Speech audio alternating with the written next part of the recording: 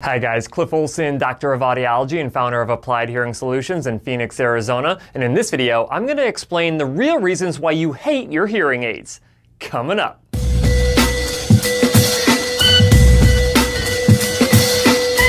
If you decided to watch this video, then there is a good chance that you hate your hearing aids, or you're at least interested in why other people hate theirs. The fact is, according to recent market track data, hearing aid satisfaction rates have skyrocketed, going from 58% satisfaction in 1989 all the way up to 83% satisfaction rates here in 2022. It's no wonder why the percentage of individuals using hearing aids now is higher than ever before and continues to rise. This is largely in part due to hearing aid technology getting substantially better over the course of that time, as well as more hearing care professionals following best practices when selecting, fitting, and programming these devices. As significant as this increase in hearing aid satisfaction is, there are still 17% of individuals who are not satisfied with their hearing aids. But this is the exception, and you, my friend, are an outlier, so this video is for you. But before I explain exactly why you still hate your hearing aids while everybody else seems to love theirs, if you could do me a huge favor and click that like button,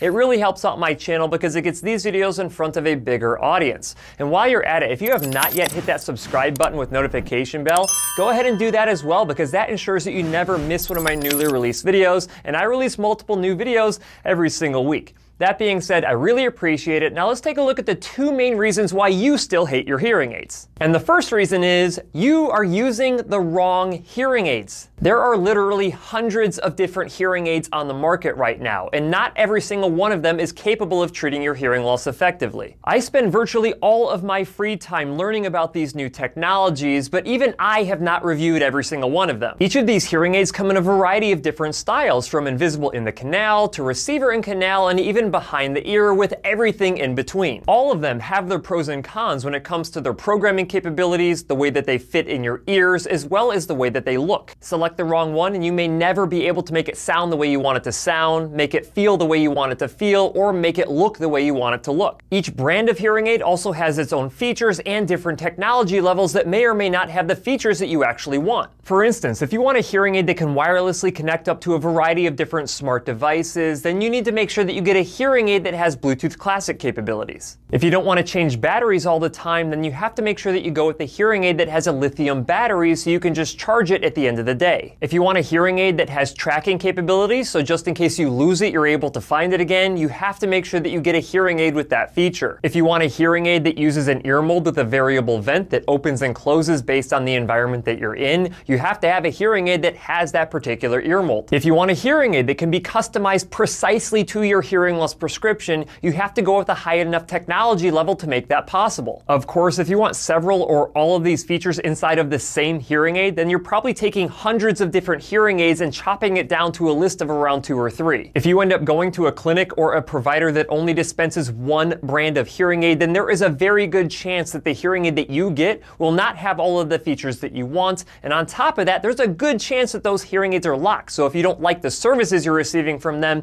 you're out of luck. You cannot take that hearing aid anywhere else. I have patients come into my clinic all of the time that absolutely hate their hearing aids because they were only given the option of one particular brand, and the technology level that they went with did not have the features that they needed. However, the hearing aid itself is only one reason why you hate your hearing aids. The second reason, which is much more likely of a reason, is that your hearing care professional never followed best practices. Unfortunately, less than 30% of hearing care professionals follow best practices, and you are the one who suffers for it. If I had to guess, I would say that the vast majority of the 17% of individuals who still do not like their hearing aids don't like them because they went to a hearing care provider who did not follow best practices. Think of best practices as a long list of gold standard procedures that must be completed by your hearing care professional. And if they are not completed precisely, then you are flushing your hearing aid satisfaction and money, for that matter, right down the toilet. These best practices include things like speech and noise testing, validation outcome measures,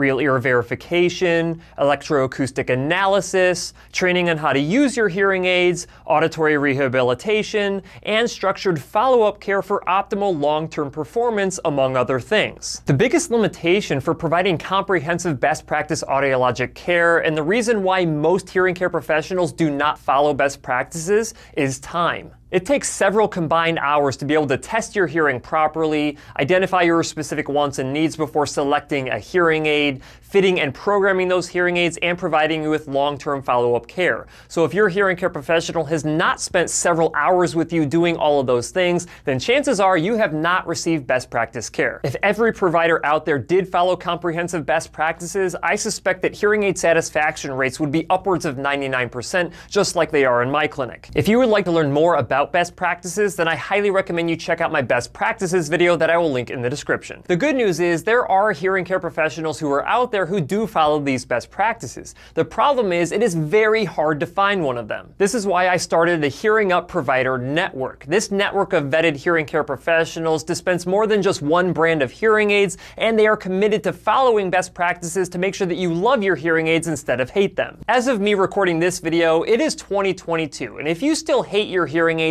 it's because of one of these two reasons, or you just have completely unrealistic expectations. I guess the only way to find out is for you to get the right hearing aids set up the right way by a hearing care professional who follows best practices, and just maybe you can go from hating your hearing aids to loving them.